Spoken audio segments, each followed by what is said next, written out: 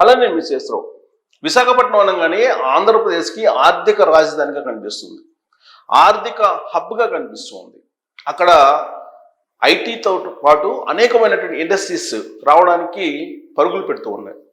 Pharma, IT, అలాగే industrial corridors, ఓడరేవుకు సంబంధించినటువంటి అలైడ్గా ఉండేటువంటి కంపెనీలు ఇవన్నీ కూడా పెద్ద ఎత్తున వస్తూ ఉన్నాయి. కొన్ని లక్షల కోట్ల రూపాయలు పెట్టుబడులు పెట్టడానికి ఇండస్ట్రియలిస్టులు వస్తూ ఉన్నారు. అక్కడ లక్షల ఉద్యోగాలు కూడా రాబోతూ ఉన్నాయి. ఆల్రెడీ కొన్ని కంపెనీలు అక్కడ వచ్చాయి, పనిచేస్తున్నాయి, ఒప్పందాలు కూడా కుదిరాయి. కొన్ని లక్షల ఉద్యోగాలు అక్కడ క్రియేట్ చేయడానికి ఆంధ్రప్రదేశ్ ప్రభుత్వం రోడ్ మ్యాప్ను తయారు చేసింది. క్లుప్తంగా అక్కడ అసలు ఏం జరుగుతుంది విశాఖలో? విశాఖ జిగేల్మంటుంది వాస్తవంగా చెప్పాలంటే. ఇప్పుడు విశాఖకు ఉన్నటువంటి డిమాండ్ బహుశా ఆంధ్రప్రదేశ్లో మరే సిటీకి లేదేమో, అమరావతి కూడా పోటీ పడలేదేమో అన్నట్టుగా అక్కడ అభివృద్ధి జరుగుతుంది. దానికి సంబంధించి వివరాలు తీసుకుంటే మనం విశాఖ రైల్వే జోన్, మన బైఫికేషన్ చట్టంలో విశాఖ రైల్వే జోన్ అనేది పెట్టారు. అది చంద్రబాబు నాయుడు గారు వచ్చిన తర్వాత సాధించగలిగారు. దానికి ఆల్రెడీ 52 ఎకరాలు కేటాయించారు భూమి. ఇటీవలనే ప్రధానమంత్రి నరేంద్ర మోడీ గారు శంకుస్థాపన చేశారు. దానికి ఆల్రెడీ జనరల్ మేనేజర్ని కూడా నియమించారు. 149 కోట్ల రూపాయల నిధులతోటి ఆల్రెడీ విశాఖ జోన్కు సంబంధించినటువంటి పనులు శరవేగంగా జరుగుతున్నాయి. ఇక విశాఖ ఉక్కు, విశాఖ రైల్వే జోన్ తర్వాత విశాఖ ఉక్కు ప్రైవేటీకరణ జరుగుతుందని చెప్పి కార్మికులు కొన్ని సంవత్సరాల పాటు వాళ్ళు ప్రభుత్వానికి వ్యతిరేకంగా పోరాడారు. చంద్రబాబు నాయుడు గారు అధికారంలోకి వచ్చిన తర్వాత, డబుల్ ఇంజిన్ సర్కారు ఆంధ్రప్రదేశ్లో అధికారంలోకి వచ్చిన తర్వాత విశాఖ ఉక్కుని కాపాడటానికి, ఆంధ్రప్రదేశ్ ప్రజల హక్కుని కాపాడటానికి అత్యవసరంగా 1640 కోట్ల రూపాయలు కేంద్ర ప్రభుత్వం ఇచ్చింది. అలాగే కేంద్రం 11,440 కోట్ల ప్యాకేజీ కూడా ఇచ్చింది. ఇదేమో సహాయం, అత్యవసర సహాయం కింద 1640 కోట్ల రూపాయలు, అలాగే ఒక ప్యాకేజీ కింద 11,440 కోట్ల రూపాయలు ఇవ్వడం జరిగింది. ఇక నీళ్లు, విశాఖ ఉక్కు కావాల్సింది, అలాగే విద్యుత్తు, వీటన్నిటికీ ఇతర అవసరాల కోసం 2,660 కోట్ల రూపాయలు ఈక్విటీ కింద ఇవ్వడం జరిగింది. ఇది విశాఖ ఉక్కు సంబంధించి దాన్ని ఆదుకునే దానికి ఇప్పుడున్నటువంటి ప్రభుత్వం చేసినటువంటి ప్రయత్నం. ఇక భోగాపురం ఇంటర్నేషనల్ ఎయిర్పోర్ట్, అది 2026 కల్లా ప్రారంభం అవుతుందని అంటున్నారు, ఎండింగ్ కల్లా కూడా. సో 2026 ఎండింగ్కి భోగాపురం ఎయిర్పోర్ట్ కనుక ప్రారంభమైతే అక్కడ ఇంటర్నేషనల్ యాక్టివిటీస్ బాగా పెరుగుతాయి ఉత్తరాంధ్రలో. ఇప్పుడు ఎంత వేగంగా నిర్మిస్తున్నారు భోగాపురం ఇంటర్నేషనల్ ఎయిర్పోర్ట్ అంటే, ఈ ప్రభుత్వం బాధ్యతలు స్వీకరించే నాటికి 53% పనులు పూర్తయితే ఇప్పుడు 76% పనులు పూర్తయి ఉన్నాయి. ఇక రాబోయే రోజుల్లో మిగతా 25% పనులు కూడా పూర్తి చేసి భోగాపురం ఎయిర్పోర్ట్ని వచ్చే ఏడాది ప్రారంభించడానికి చంద్రబాబు నాయుడు గారు రూట్ మ్యాప్ తయారు చేస్తున్నారు. ఇక విశాఖ మెట్రోకు సంబంధించి ఆల్రెడీ డిపిఆర్ పంపించేశారు. ఆ డిపిఆర్ని ఓకే చేయించడానికి ఇప్పుడు చంద్రబాబు నాయుడు గారు ఢిల్లీలో ప్రయత్నం చేస్తున్నారు. ఈ ఢిల్లీ టూర్లో విజయవాడ, విశాఖపట్నానికి సంబంధించినటువంటి మెట్రో ప్రాజెక్టులకి ఒక క్లారిటీ రాబోతుంది. ఆల్రెడీ విశాఖపట్నం మెట్రోకి సంబంధించి డిపిఆర్ పంపించారు, డిపిఆర్ని కూడా ఓకే చేశారు. ఇక నిధులు విడుదల చేయాల్సి ఉంది. ఆ నిధులు విడుదల కోసమే ఇప్పుడు ప్రయత్నం చేస్తున్నారు చంద్రబాబు నాయుడు గారు. ఇంకా డిపిఆర్ ఎంత చేశారు? 11,498 కోట్లతోటి డిపిఆర్ పంపించారు. సో డిపిఆర్ పంపించారు, దాన్ని ఓకే చేసుకొని చంద్రబాబు నాయుడు గారు ఢిల్లీ నుంచి వచ్చే అవకాశం కనిపిస్తుంది. ఇక ఐటీ కంపెనీలు, ఐటీ హబ్గా మారుతుంది. ఒకవైపు ఏమో ఫైనాన్షియల్ హబ్, ఇంకొక వైపు ఏమో ఐటీ హబ్గా కూడా కనిపిస్తుంది. ఎందుకంటే సముద్ర తీరం ఉంది, ఆహ్లాదకరమైన వాతావరణం ఉంటుంది. విశాఖ మిక్స్డ్ కల్చర్ ఉండేటువంటి సిటీ.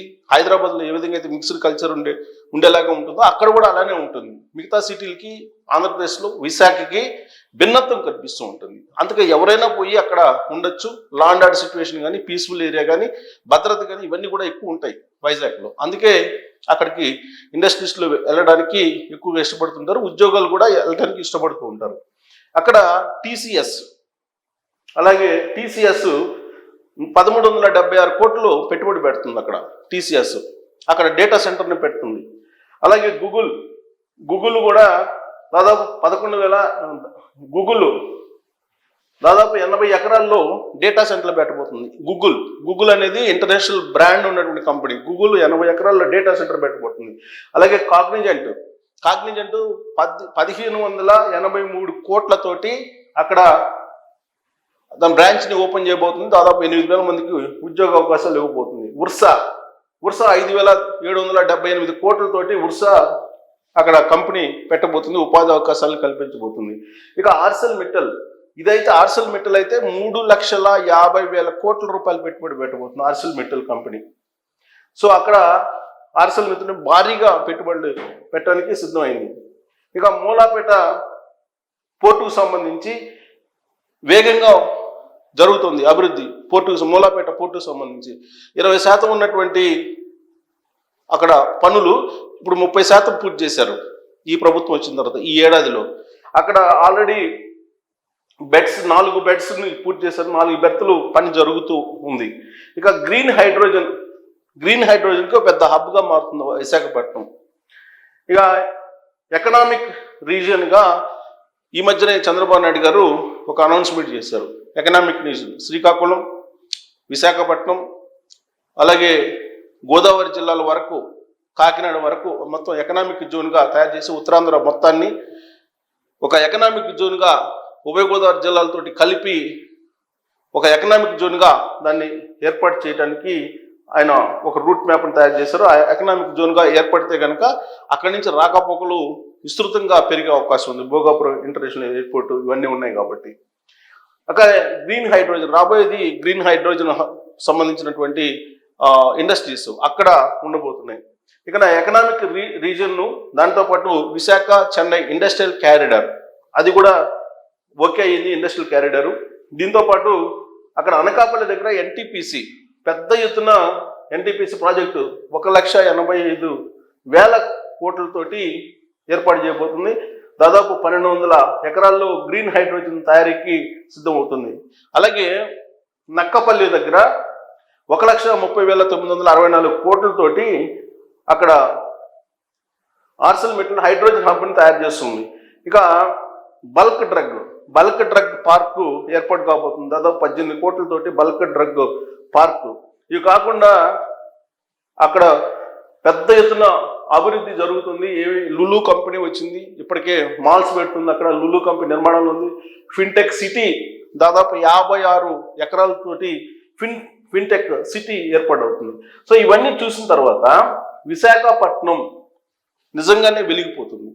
మిగతా ఏ సిటీలు కూడా అందుకోలేనంత స్పీడ్గా విశాఖపట్నానికి అక్కడ ఇండస్ట్రీస్ వస్తూ ఉన్నాయి. పెట్టుబడులు పెట్టేటట్టు వాళ్ళు వస్తున్నారు. కొన్ని లక్షల కోట్ల రూపాయలు పెట్టుబడి పెట్టి అక్కడ అభివృద్ధి చేస్తున్నారు. కేంద్ర ప్రభుత్వం నిధులు ఇస్తుంది. ఇంకొక వైపు ప్రైవేట్ పెట్టుబడులు వస్తున్నాయి. ఉద్యోగాల కల్పన కూడా చాలా వేగంగా జరుగుతుంది. కాబట్టి విశాఖ రాబోయేటువంటి రోజుల్లో ఒక అద్భుతమైనటువంటి నగరంగా ఉండబోతుంది. ఉండేలాగా చంద్రబాబు నాయుడు గారు ఒక విజన్ తయారు చేసి రూట్ మ్యాప్ తయారు చేసి అక్కడ డెవలప్మెంట్ చేస్తూ ఉన్నారు. మరి అక్కడ గ్రౌండ్ లెవెల్లో చూసినటువంటి వాళ్ళు నేను చెప్పినటువంటి డేటాకి సంబంధించినటువంటి వర్క్స్ జరుగుతున్నాయా లేదా అనే దాని మీద మీరు కామెంట్ చేయొచ్చు. Thank you.